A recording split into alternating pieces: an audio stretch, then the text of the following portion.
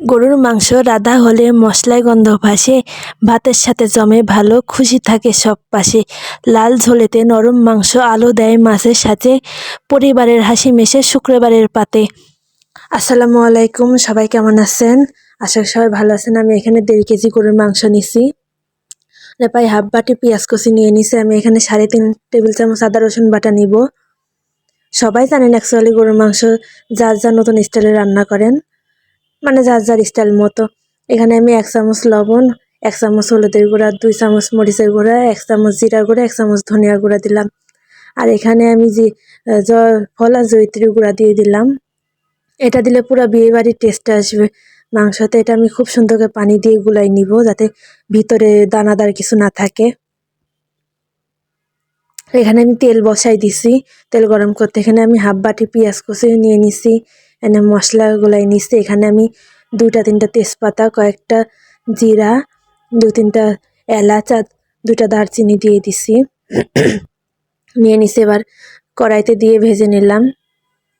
মানে হালকা করে একটু মশলা যতক্ষণ ঝাঁজটা না আসে ততক্ষণ ভেজে নিব।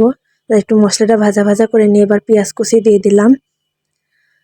আর পেঁয়াজ কুচিটা হালকা বলতে ভালোই নরম করে ভেজে নিব, নাহলে গোটা গোটা থেকে যাবে। আমার এখানে ভালো করে ভাজা হয়ে গেছে। এ থেকে বেশি ভাজলে আসলে বেরেস্তা হয়ে যায়। মানে ভাজা গুলানো মশলাটা দিয়ে দিলাম, আর একটু করে নেড়ে নিয়ে তারপর মশলা ধোয়া পানিটাও দিয়ে দেবো। ওই বাটিটা ধুয়ে, মশলা অপচয় করে লাভ কি। আর অত পরিমাণে যতটুকু নেওয়া হয়েছে তার হাফের একটু কমই তো লেগে গেছে, এটা ধুয়ে দিয়ে দিবেন পানি। আমি অফ ক্যামেরাতে দিয়ে দিচ্ছি, এটা আর দেখাইনি। মানে আমার মশলা ভালো করে কষানো হয়ে গেছে। আমি এবার গরুর মাংসটা দিয়ে দেবো। মানে আমি তেল, চর্বি, হাড্ডি সব মিলাই মাংস নিচ্ছি। শুধু ওই হাড্ডি বা তেল বাদের মাংসগুলো খুব একটা ভালো লাগে না।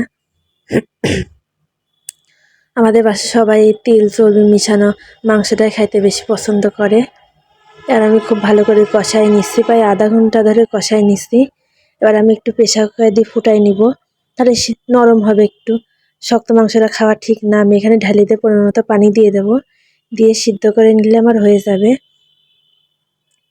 আমার ঢাকনা লাগাই দিয়েছি, আমি 3টা সিটি দিয়ে নিচ্ছি। এবার খুলে নেব। আমার এই ভিডিওটা কেমন লাগলো অবশ্যই কমেন্ট করে জানাবেন। আর দেখেন কি সুন্দর কালার আসছে। আজকে এ পর্যন্তই, আল্লাহ হাফেজ।